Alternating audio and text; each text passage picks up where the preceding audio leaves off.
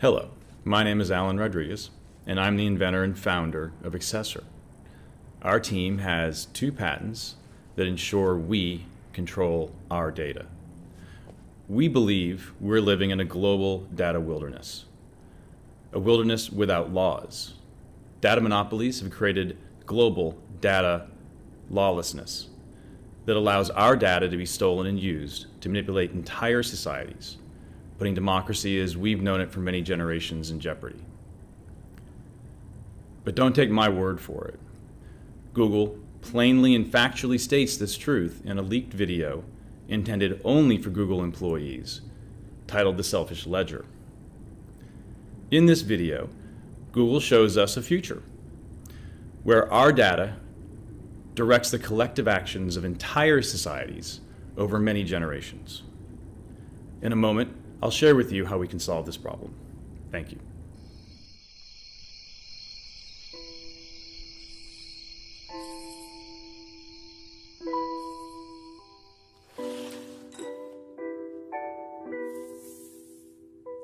This man is Jean-Baptiste Pierre-Antoine de Monnet Chevalier de Lamarck. In 1809, 50 years before Darwin published The Origin of the Species, he wrote what is widely recognized as the first comprehensive theory of evolution. His book, The Philosophie Zoologique, introduced the notion of an internal code within every living thing, which, when passed down through successive generations, defined the physiological characteristics of a species. At the center of Lamarck's theory laid what he called the adaptive force. He believed that the experiences of an organism during its life modified this internal code, and upon reproduction, this modified version was passed down to its young. Whilst not biologically accurate, and ultimately superseded by Darwin's theory of natural selection, the epigenetic theories put forward by him are beginning to find new homes in unexpected places.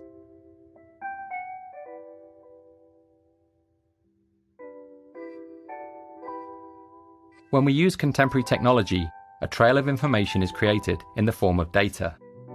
When analysed, it describes our actions, decisions, preferences, movement, and relationships.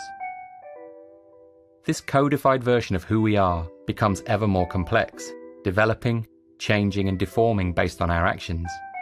In this regard, this ledger of our data may be considered a Lamarckian epigenome, a constantly evolving representation of who we are.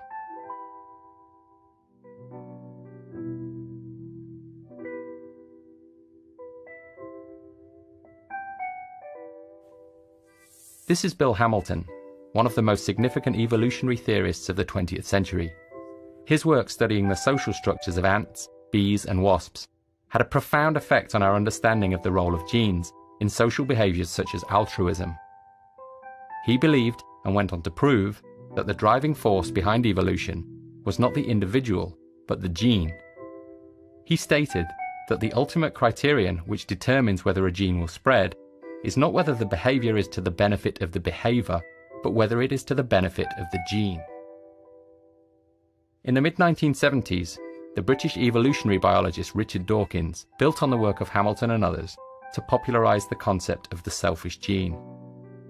In his book of the same name, he introduced the notion of a gene which, whilst devoid of any motives or will, could be metaphorically and pedagogically described as if it were.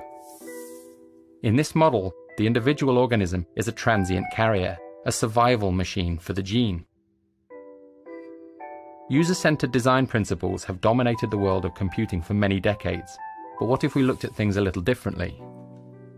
What if the ledger could be given a volition or purpose, rather than simply acting as an historical reference? What if we focused on creating a richer ledger by introducing more sources of information? What if we thought of ourselves not as the owners of this information, but as custodians, transient carriers, or caretakers?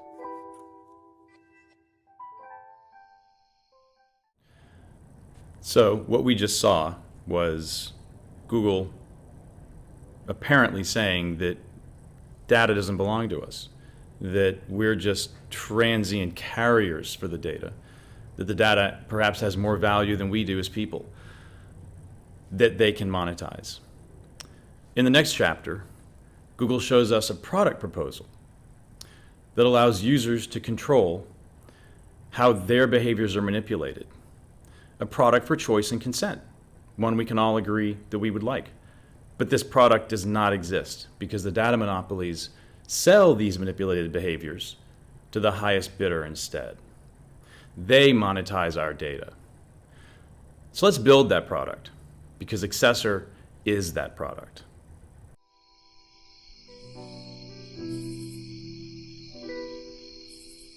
Initially, the notion of a goal-oriented ledger may be user-driven. As an organization, Google would be responsible for offering suitable targets for a user's ledger.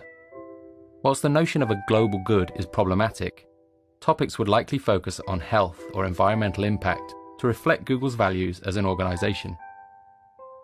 Once the user selects a volition for their ledger, every interaction may be compared to a series of parallel options. If one of these options allows the ledger to move closer to its goal, it will be offered up to the user. Over time, by selecting these options, the user's behavior may be modified and the ledger moves closer to its target.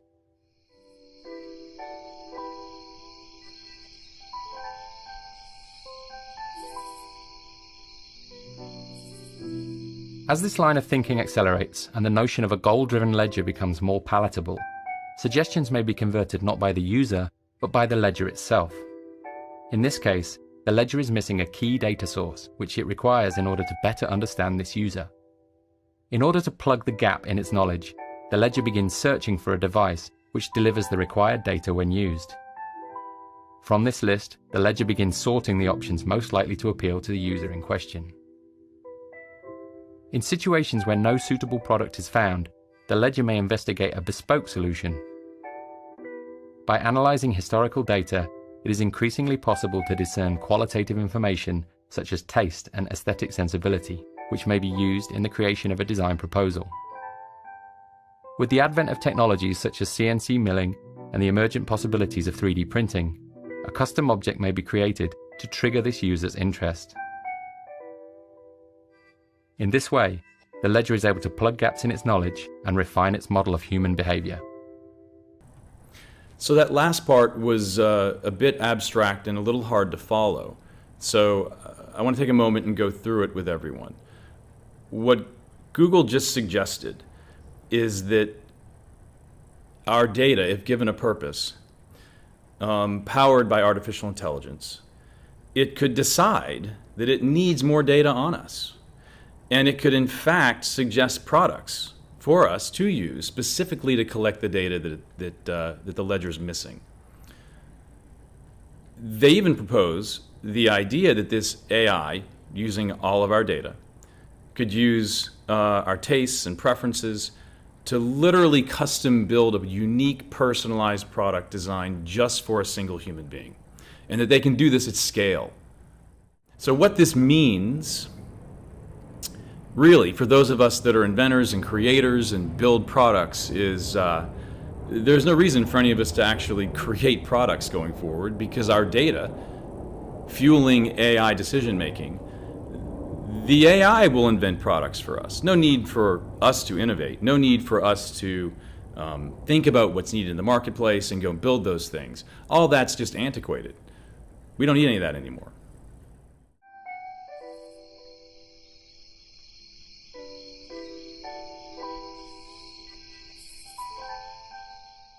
User data has the capability to survive beyond the limits of our biological selves, in much the same way as genetic code is released and propagated in nature. By considering this data through a Lamarckian lens, the codified experiences within the ledger become an accumulation of behavioral knowledge throughout the life of an individual. By thinking of user data as multi-generational, it becomes possible for emerging users to benefit from the preceding generation's behaviors and decisions. As new users enter an ecosystem, they begin to create their own trail of data. By comparing this emergent ledger with the mass of historical user data, it becomes possible to make increasingly accurate predictions about decisions and future behaviors. As cycles of collection and comparison extend, it may be possible to develop a species-level understanding of complex issues such as depression, health, and poverty.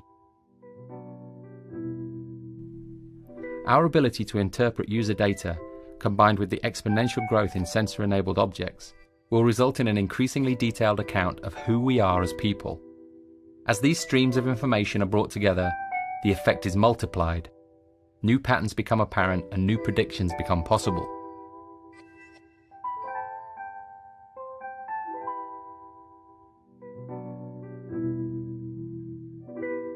Since the 1970s, huge efforts have been made in sequencing the human genome. Today, after many years of research and billions of data points, that sequence is known. By adopting a similar perspective with user data, we may begin to better understand its role. Just as the examination of protein structures paved the way to genetic sequencing, the mass, multi-generational examination of actions and results could introduce a model of behavioral sequencing. As gene sequencing yields a comprehensive map of human biology, researchers are increasingly able to target parts of the sequence and modify them in order to achieve a desired result. As patterns begin to emerge in the behavioral sequences, they too may be targeted. The ledger could be given a focus, shifting it from a system which not only tracks our behavior, but offers direction towards a desired result. We are at the very beginning of our journey of understanding in the field of user data. By applying our knowledge of epigenetics, inheritance, and memetics to this field, we may be able to make mental leaps in our understanding, which could offer benefits to this generation, to future generations, and the species as a whole.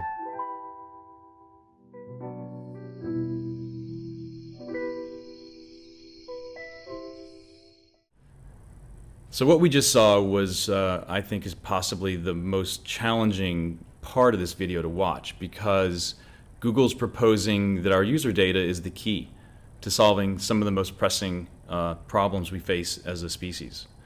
Everything from disease and poverty to global climate change, all of these things and many others can be solved with our user data. These are great things. The problem with it is that in order to share our data to solve these problems, it comes with enormous costs. What we really need is a tool, something that we as individuals can choose how our data is used and how it's not used on an individual basis. That's what choice and consent really means. We believe regulations alone cannot solve our data privacy problems.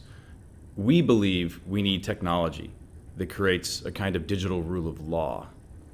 Accesr is this missing product for choice and consent. We put everyone in control of their data to ensure it does what they want and cannot do anything else. We can never know all the future use cases for our data, but we can create technology that requires our informed consent to all future use cases. We invite you to join us. Thank you.